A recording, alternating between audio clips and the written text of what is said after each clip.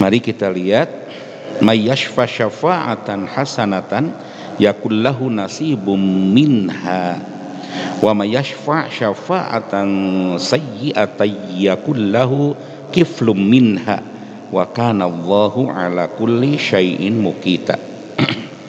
Barang siapa yang memberikan pertolongan, istilah lain syafaat ya. Jadi barang siapa yang memberikan pertolongan yang baik, niscaya ia akan memperoleh bagian pahala daripadanya. Jadi jika kita melakukan sesuatu pertolongan dengan pertolongan yang baik kepada siapapun ya, atas cinta beramal dengan amal kebajikan, niscaya ia akan memperoleh bagian pahala daripadanya.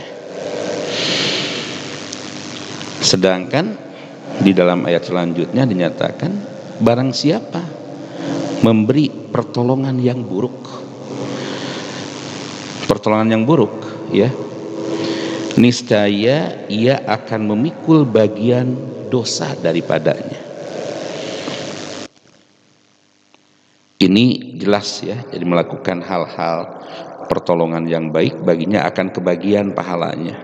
Tapi jika dia melakukan pertolongan dan pertolongan itu bermuatan keburukan, dia akan kebagian juga ya dari keburukannya itu yang tumbuh tifl, yakni dosa ya, dosa yang akan dipikulnya ya.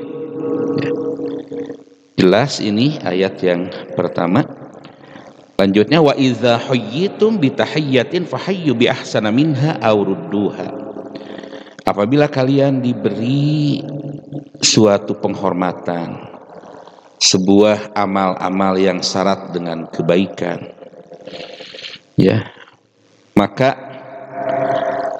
hendaklah kalian berupaya untuk membalas kebaikan itu, penghormatan itu. Fahayyu bi ahsana minha aw rudduha, membalas dengan yang lebih baik, bi ahsana minha ya. Jadi mahsus tidak bi ahsani, walaupun dimasuki harfun jar di situ ya, tetapi bi ahsana artinya di sini ada sebuah penekanan ismun tafdhil yang menegaskan harus membalas dengan hal yang lebih baik, aurudduha atau dengan yang sepadan ya. Yang kedua ini berbicara tentang cinta akan amaliyah yang penuh dengan kebajikan.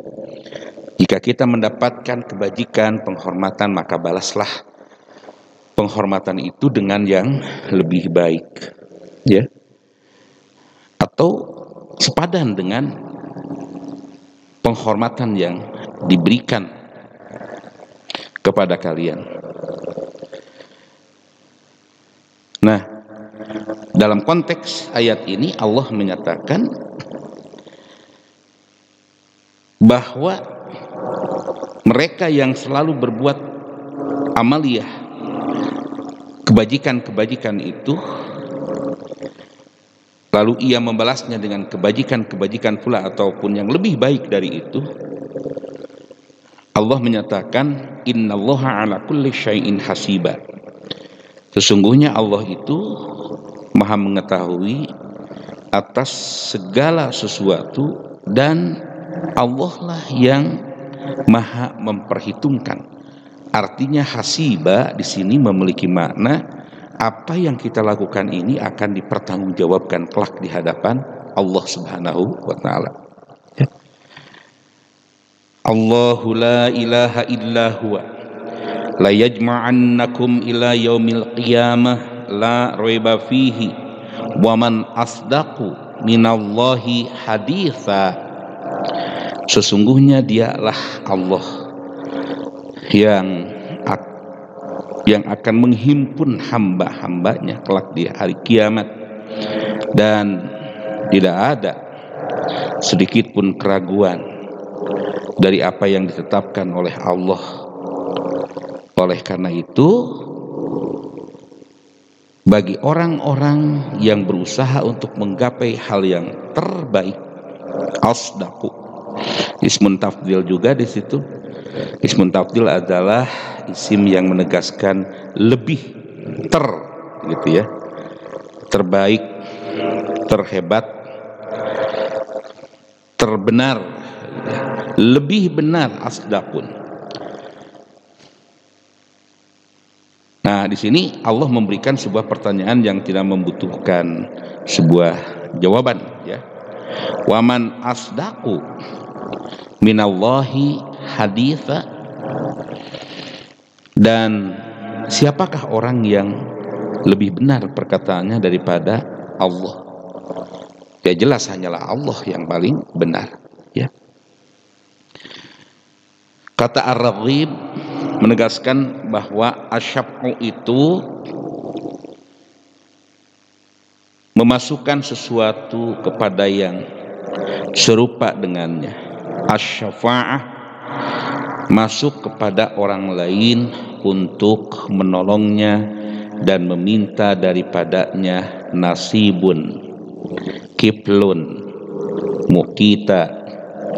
Ada penguatan-penguatan di situ, ya, bahwa orang menolong, membantu dalam hal kebaikan-kebaikan, pasti dia akan mendapatkan bagian. Kebaikan itu akan mendapat balasan kebaikan, Bu, Pak, ya. Keburukan juga akan mendapat dari keburukan yang kita lakukan. Maka suatu hari ketika baginda Nabi mengajarkan kepada para sahabat terkait dengan amalan-amalan yang utama, seringkali Nabi menguatkan atas dirinya. Itulah teladan Nabi, ya. Jadi tidak menyatakan berbuatlah engkau dengan amal yang termulia, tidak langsung begitu. Tetapi Nabi memberikan sebuah penguatan dulu bagi dirinya. Contoh, ya. Ketika Sufyan As-Saqafi bertanya tentang amalan yang berkualitas, apabila saya melakukan amalan itu, ya, kemudian terwakili semuanya, ya Rasulullah, apa itu amalan yang terbaik itu? Maka dalam hadis yang populer, amantu billah tsumastaqim, saya telah beriman. Jadi menunjukkan dulu kepada dirinya, ya, tidak langsung memerintahkan tos anjen gerak iman ke Allah, tidak begitu. Tapi Nabi memberikan dulu suatu teladan di dalam dirinya. Amantu, saya telah beriman, ya. Amantu itu untuk untuk dirinya, memberikan sebuah teladan dan sekaligus taukidan, penguatan. Saya telah beriman. Amantu billahi, saya telah beriman kepada Allah. Tsumastaqim, kemudian disiplin di dalam merealisasikannya. Hanya itukah ya Rasulullah? Ya, Sufyan As-Saqafi balik bertanya kepada baginda Nabi, cukup hanya itu ya Rasulullah? Naam, kata Nabi, iya, benar. Artinya bahwa Nabi selalu memberikan sebuah teladan yang sangat luar biasa. Cinta melaksanakan amal kebajikan ini harus dimulai dengan teladan. Teladan yang dimunculkan dari diri kita. Janten sikap keberagamaan kita harus dikedepankan. Memberikan contoh kepada istri, bagi para imam nih, bahwa bapak ya, suami terbaik yang begitu setia kepada istri-istrinya, teladan, ya. Yang kedua, teladan baik kepada anak-anak. Dari situ ada ibu negara yang menentukan. Jadi kalau menegaskan, memberikan sebuah pertolongan yang baik itu, syafaah yang baik di muka bumi ini adalah memberikan teladan.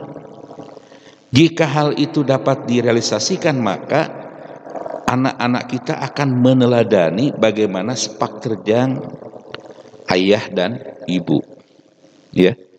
Biasa kan kalau anak itu lebih cekatan, lebih baik misalkan amalnya eta mah nyontokna ka bapak ka bapak ecek indungna teh sanes cenah eta mah ka mamah atuh ya cenah eta mah parbut tina hal kebaikan muncul hal-hal yang kurang baik misalkannya teu budak teh ngedul salatna ka saha nuruna biasa ka indungna cenah gitu ya patuding-tuding hal keburukan.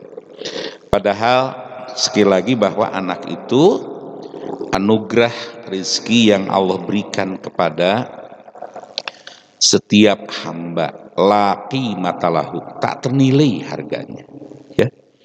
Jadi bersyukur Bapak dan Ibu, kita telah dianugerahi putra putri yang saleh dan salehah insyaallah ya. Kalau pakai Hasbullah menyatakan aliman solihan mujahidan. Aliman cerdas, solihan saleh, mujahidan kreatif, menjadi pejuang ya. Nah, disinilah yang harus kita ambil makna bahwa memberikan sebuah syafaat kebajikan, pertolongan kebajikan itu akan kebagian kita di dalam melaksanakan amaliyah itu. Jadi jangan sekali-kali kita melakukan hal-hal tidak dengan teladan ya, teladan. Resiko baik dan buruk meneladankan kepada anak dan istri, resiko juga bagian. Apakah itu menjadi hasanah atau menjadi sayyi'ah gitu ya. Memberikan sebuah contoh teladan yang baik pasti akan menuai kebajikan. Yakullahu nasibum minha. Tapi ketika kita memberikan sebuah teladan dengan sayyi'ah, yakullahu kiflum minha, itu akan menjadi nilai buruk dan menjadi bagian dosa buat kita. Nauzubillah, tsumma nauzubillah. Oleh awali dengan memberikan teladan. Dari mana sumber teladan itu? Ya, dari mana? Dari baginda Nabi. Nabi memberikan teladan yang maha hebat dalam kehidupan itu. Beliau tak pernah lepas dari memberikan contoh-contoh ya. Dan ternyata setelah kita teliti apa yang disampaikan kepada para sahabat, Nabi itu selalu memberikan bagi dirinya dulu. Itulah teladan gitu ya. Seperti contoh tadi, amantu billah, saya telah beriman kepada Allah. Artinya apa? Teladanilah aku. Contoh lain, ya Rasulullah, bagaimana saya melaksanakan ibadah dengan baik? Nabi menguatkan, sallu kama ra'aitumuni usalli. Salatlah engkau, ibadahlah engkau sebagaimana aku salat. Ya, lihat aku, itu teladan. Jadi ketika mayyashfa syafa'atan hasanatan yakullahu nasibum minha, dan barang siapa yang menolong dengan sebuah pertolongan kebajikan ya, niscaya ada baginya bagian dari pahala kebajikan itu. Sudah resiko yang sangat baik. Hidup berbangsa bernegara, siapa yang berkarya dengan kebajikan, dia akan meraih kebaikan-kebaikan itu. Kalau dia melakukan kezaliman sebagai pemimpin di sebuah negeri, dia akan mendapatkan juga kezalimannya, apakah di dunia atau di akhirat kelak.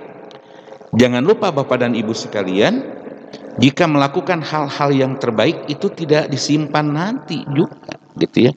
Ada yang kontan diberikan di muka bumi ini. Contoh yang sangat sederhana, Bapak dan Ibu melakukan kebohongan, berbohong, apakah tenang tidak hati kita? Pasti tidak tenang kan Bu ya? Nah, bohong, berbuat hal-hal yang hoak itu ya. Sekarang ini kan di negeri kita ini berita-berita hoak itu menjamur lah ya, menjamur. Saya sebulan ini berdialog dengan ribuan orang walaupun melalui virtual ya, bagaimana pembelajaran agama Islam di dunia maya. Salah satu narasumbernya yang mendapatkan amanah saya dari Kominfo itu ya. Jadi saya menjelajahi dari Nangor, Aceh, Darussalam, kota Palembang, kota Medan, kemudian Lampung, Bangka Belitung, dan itu pesertanya ribuan ya, ribuan. Saya melihat dari dialog, walaupun di dunia maya, saya melihat ada sebuah gejala-gejala yang muncul, yang disoroti, yang begitu booming di negeri kita ini tentang informasi yang muatannya hoax.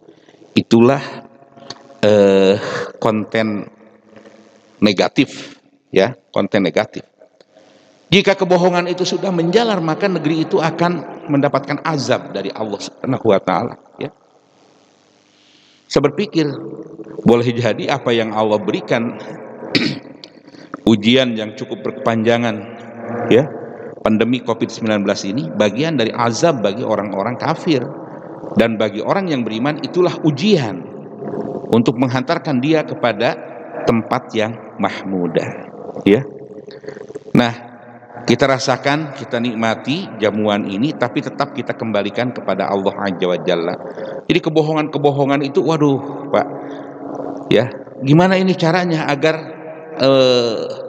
orang bahu-membahu dalam perilaku itu bisa terhindari?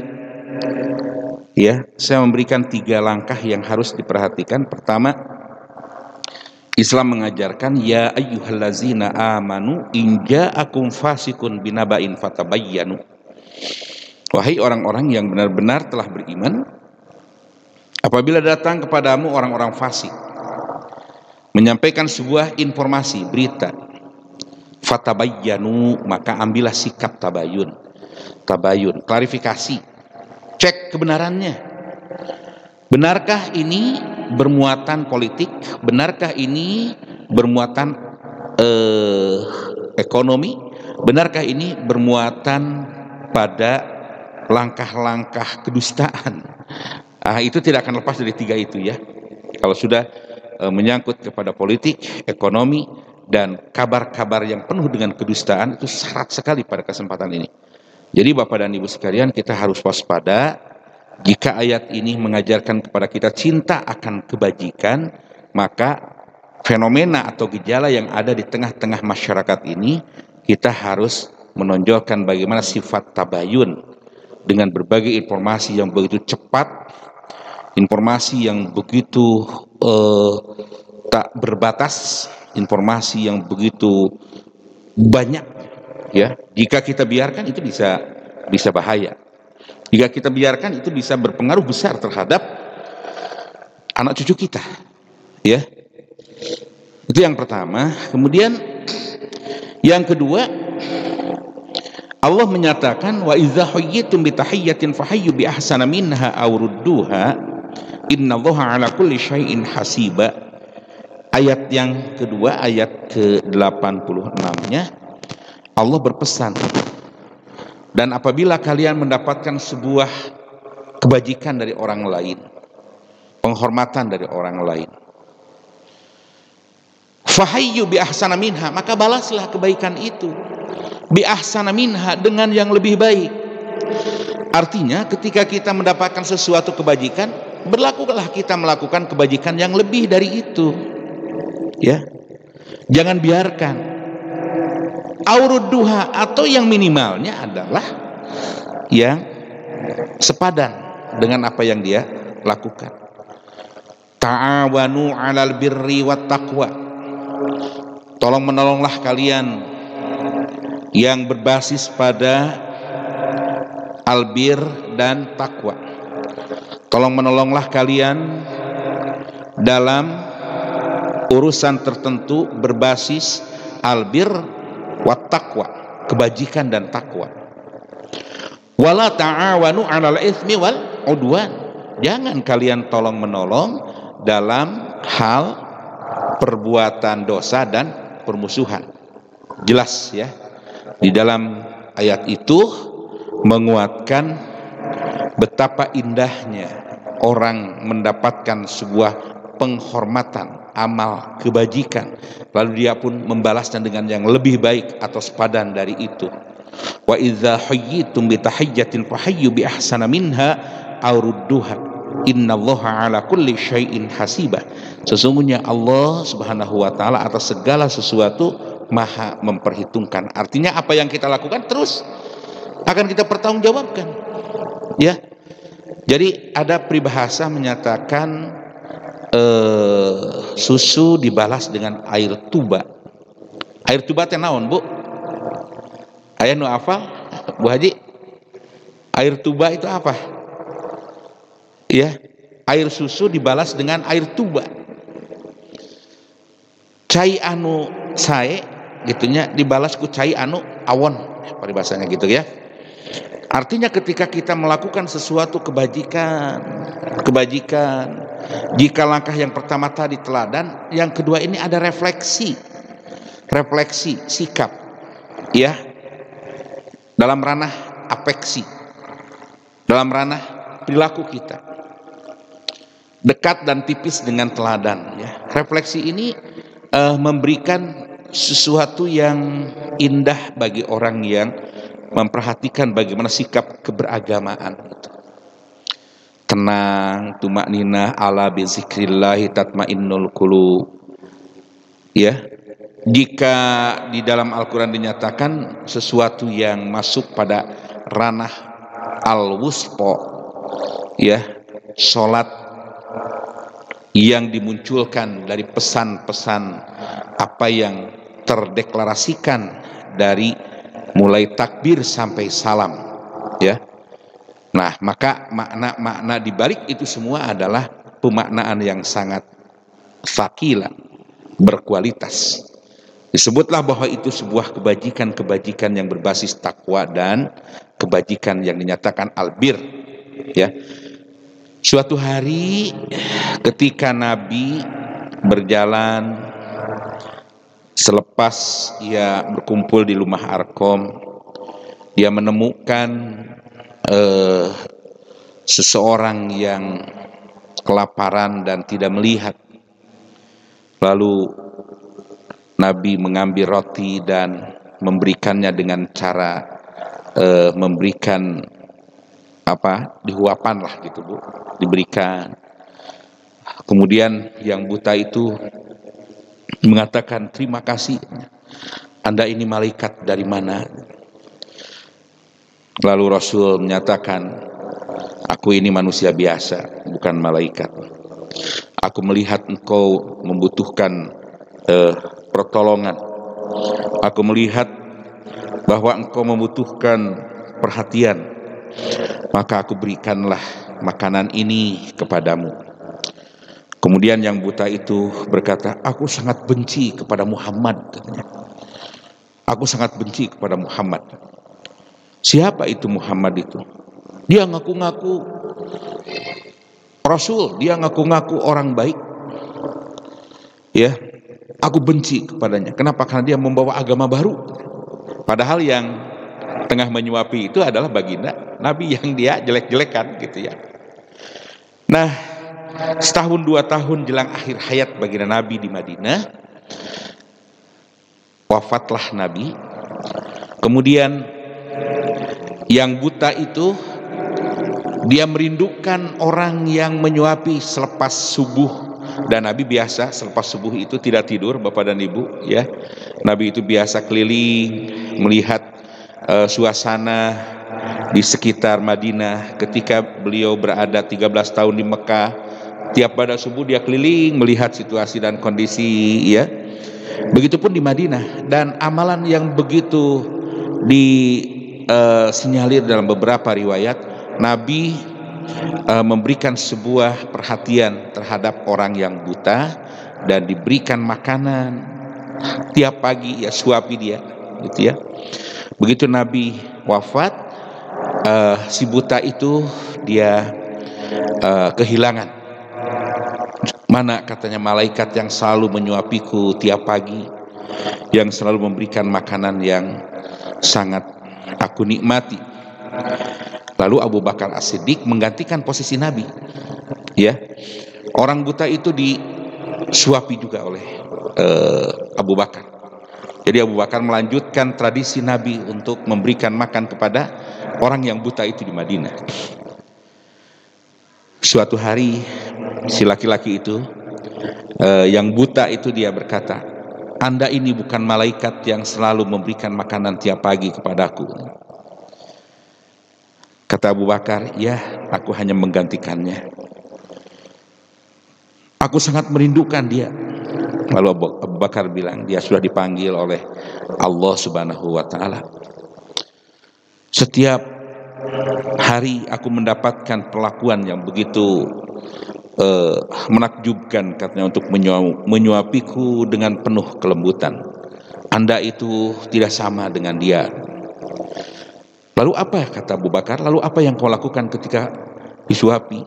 "Saat itu aku selalu mencaci maki seorang yang menamakan diri Muhammad. Aku benci kepadanya dan aku sampaikan kepada orang yang menyuapi tiap hari kepadaku." Lalu Abu Bakar bilang, "Tahukah siapa yang menyuapimu?" "Aku tidak tahu," katanya.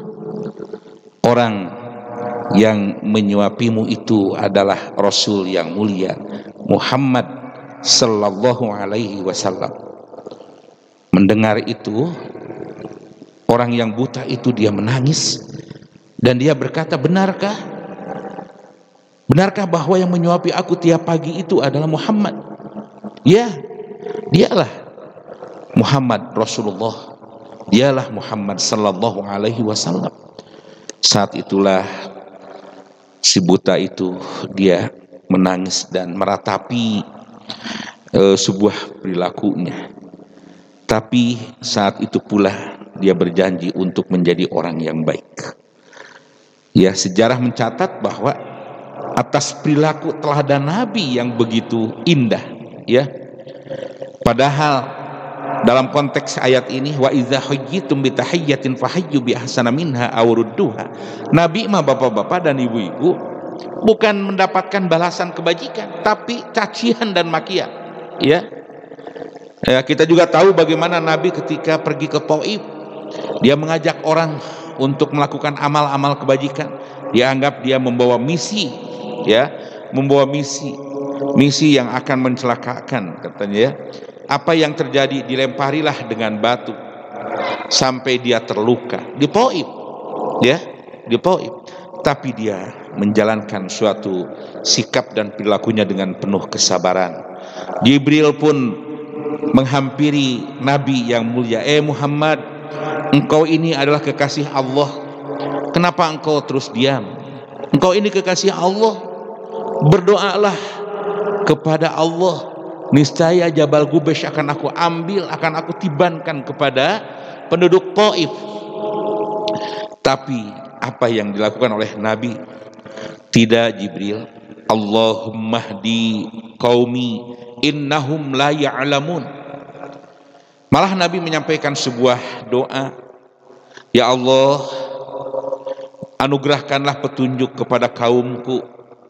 Dalam konteks kaum di Taif saat itu, yang dia melempari Nabi, mencaci Nabi, melempari bukan hanya dengan batu, tetapi melempari Nabi dengan kotoran-kotoran unta. Tapi begitu indahnya Nabi bersikap dan berperilaku, "Allahumma hdi qaumi innahum la ya'lamun." Ya Allah, anugerahkanlah petunjuk kepada kaumku, sesungguhnya mereka belum tahu siapa aku. Begitu sikap dan perilaku Nabi merefleksikan pesan-pesan ilahiyah dalam kehidupannya. Dan akhirnya Taif juga melalui saudaranya Ibnu Abbas berdakwah di sana, dan sampai sekarang Taif ini berbalik 180 derajat, ya, menjadi pemeluk Islam dan menjalankan perintah agama setelah sepeninggal Nabi, ya. Dan Ibnu Abbas ini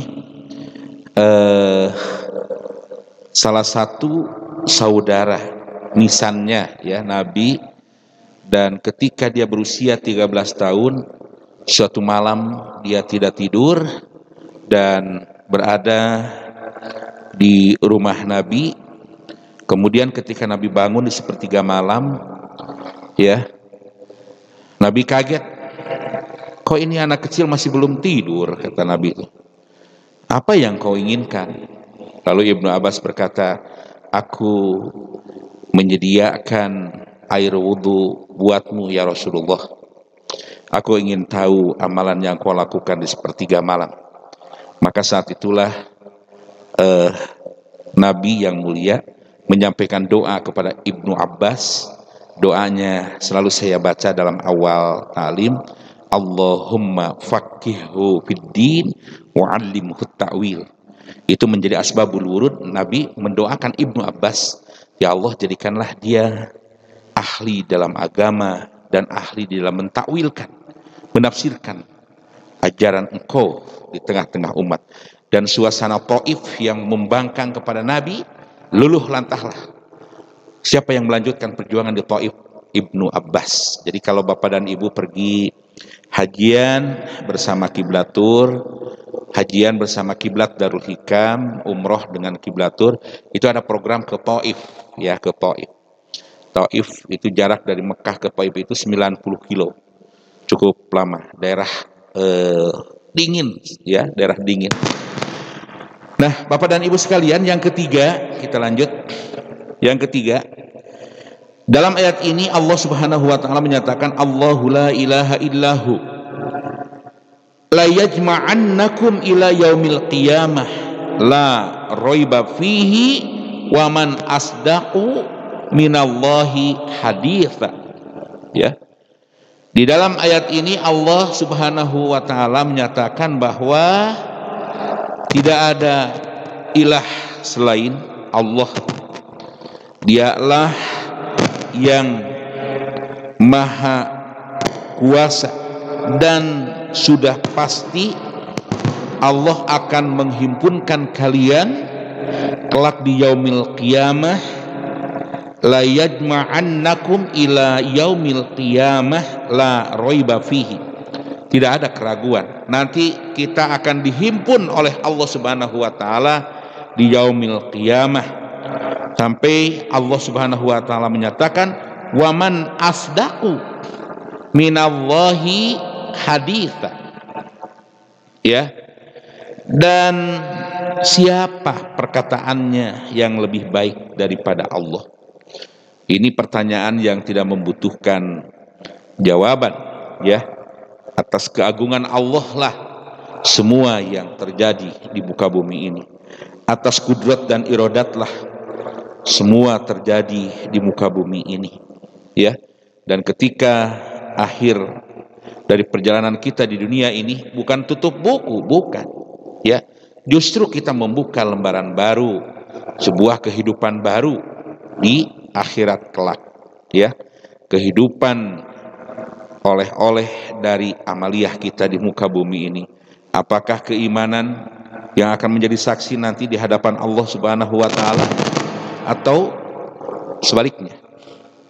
Apakah kita akan menikmati majra'ah menanam kita di muka bumi ini menjadi sebuah amal saleh kelak di hadapan Allah? Semua akan menjadi bukti kelak di hadapannya. Jadi bukan berarti akhir hayat ini selesai, ya, segala sesuatu. Kita akan membuka lembaran baru dan akan mempertanggungjawabkan segala apa yang kita lakukan di hadapan Allah Subhanahu wa taala. Kita tidak akan bisa beranjak sedikit pun. Kita akan dibuka kitab catatan amal kita ini. Apakah kita akan memegang di sebelah kanan kita atau kita akan memegang di sebelah kiri kita? Wallahu a'lam bishawab. Ya. Jelaslah bahwa pertanggungjawaban di hadapan Allah ini. Yang ketiga inilah kenapa kita harus cinta akan kebajikan, karena amaliyah kita ini akan dipertanggungjawabkan di hadapan Allah Subhanahu wa taala. Demikian Bapak dan Ibu, saya sudah panjang menyampaikan pembahasan ini. Silakan jika ada pertanyaan dari Bapak dan Ibu sekalian. Tolong dibantu Ustadz mic-nya. Silakan.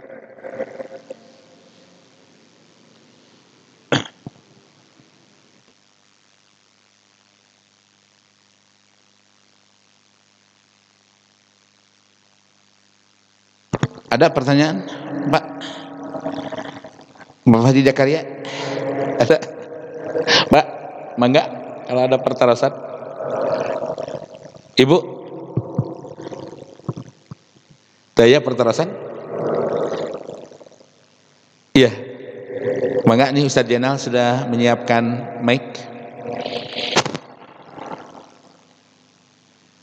2 ya kalau tidak ada pertanyaan itu.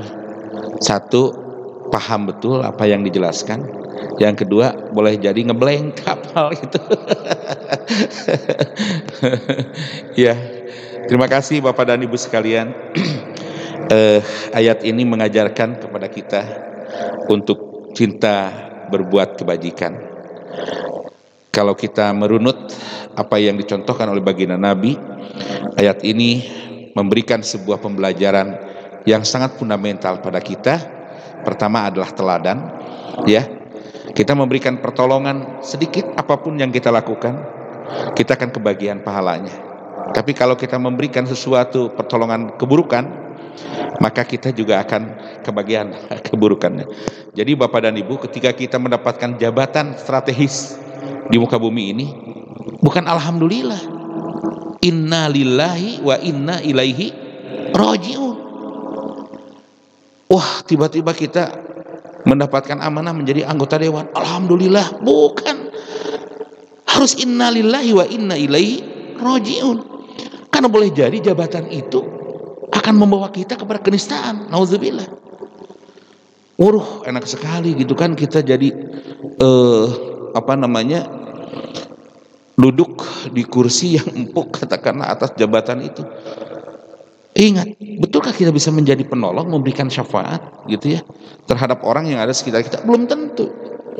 Boleh jadi ujian Allah melalui jabatan itu. Ya. Kita sedang menjabat. Tiba-tiba karena ada pandangan yang keliru, dicopot kaki kita. Bisa saja terjadi hal itu. Pencopotan itu kezaliman. Karena memandang suatu hal komandan yang salah. Itu boleh jadi terjadi. Sakit.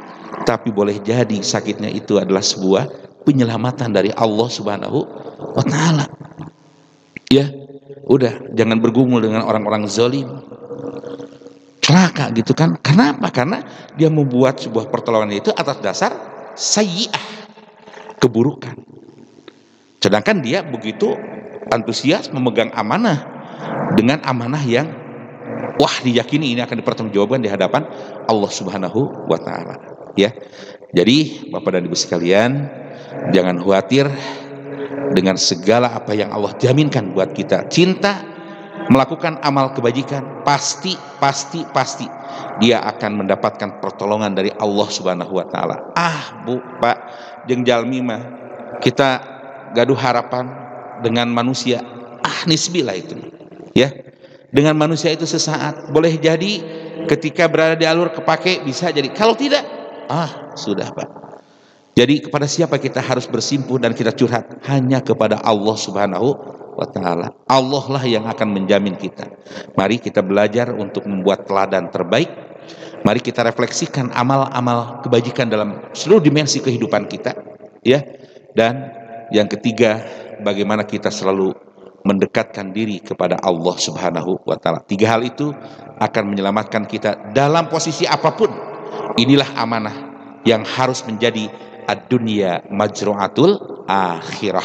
Dunia itu tempat menanam dan nanti panennya di akhirat. Banyaklah kita melakukan amal kebajikan di muka bumi ini sesuai dengan penempatan Allah Azza wa Jalla. Kalau Allah menempatkan kita dalam posisi presiden, ya beramallah dengan penuh amanah sebagai presiden, tidak melakukan kezaliman gitu ya. Jangan seenaknya saja melakukan kezaliman terhadap rakyat. Ya, karena dia akan dipertanggungjawabkan amaliyah-amaliyahnya itu di hadapan Allah Subhanahu wa Ta'ala. Kita sebagai guru, kita sebagai dai, ya kan? Semua amalan kita akan dipertanggungjawabkan. Jadi kita berada di muka bumi ini tidak sekedar menumpang dalam kereta kehidupan, tetapi kita membawa misi ilahiyah. Kita harus berdakwah, dan tentu kita selalu merapat kepada Allah Subhanahu wa taala. Jangan tinggalkan masjid. Alhamdulillah Darul Hikam tidak mengosongkan dan tidak menutup masjid, ya. Nah, ada dari Menko Polhukam juga menyatakan, dan Menteri Agama, mana katanya regulasi yang menyatakan harus masjid harus ditutup? Tidaklah, masjid nggak ada klausul harus ditutup masjid. Kalau kita dengan prokes, ya, protokol kesehatan yang ketat, is okay, ya kan? Dalam suasana seperti ini kadang menerjemahkan di bawah, ya, kebablasan gitu, ya. Naudzubillah. Terima kasih Bapak-bapak dan Ibu-ibu. Marilah kita akhiri dengan doa. Semoga Allah Subhanahu wa taala senantiasa membimbing kita, menempatkan kita menjadi orang-orang terbaik di hadapannya, dan kita cinta untuk melaksanakan amal-amal kebajikan. Allahumma salli wa sallim wa barik ala Muhammadin wa ala alihi wa ashabihi ajma'in. Amin ya Allah ya rabbal alamin. Allahumma hdinas siratal mustaqim, siratal ladzina an'amta 'alaihim ghairil maghdubi 'alaihim waladdallin. Allahumma hdinas siratal mustaqim, siratal ladzina an'amta 'alaihim ghairil maghdubi 'alaihim waladdallin. Allahumma barik lana fi umrina wa barik lana fi zurriyyatina wa barik lana fi jihadina. Ya Allah, tetapkanlah kami di jalan Shiratal Mustaqim, jalan yang Engkau ridhoi, adalah jalan orang-orang yang telah Kau beri nikmat kepada mereka, bukanlah jalan orang-orang yang Kau murkai, dan bukanlah jalan orang-orang yang Kau sesatkan. Ya Allah, berkahilah umur-umur kami ya Rob, berkahilah keturunan kami, dan berkahilah perjuangan hidup kami.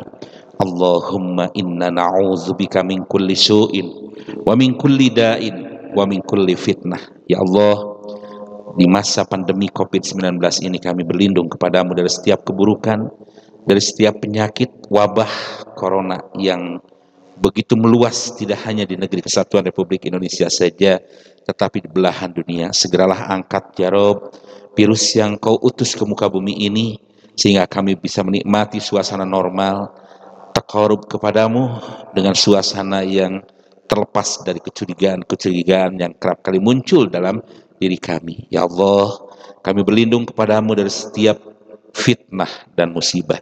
Rabbana taqabbal minna innaka antas sami'ul alim wa tub alaina innaka antat tawwabur rahim. Allahumma inna nas'alukal jannah wa ma qarraba ilaiha min qaulin aw amal, wa na'udzubika minan nari wa ma qarraba ilaiha min qaulin aw amal, wa nas'aluka an taj'ala kulla qada'in qadaitahu lana khaira. Rabbana atina fid dunya hasanah wa fil akhirati hasanah wa qina azaban nar.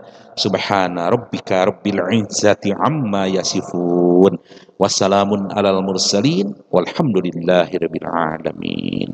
Billahi fi sabilil haq. Wassalamu alaikum warahmatullahi wabarakatuh.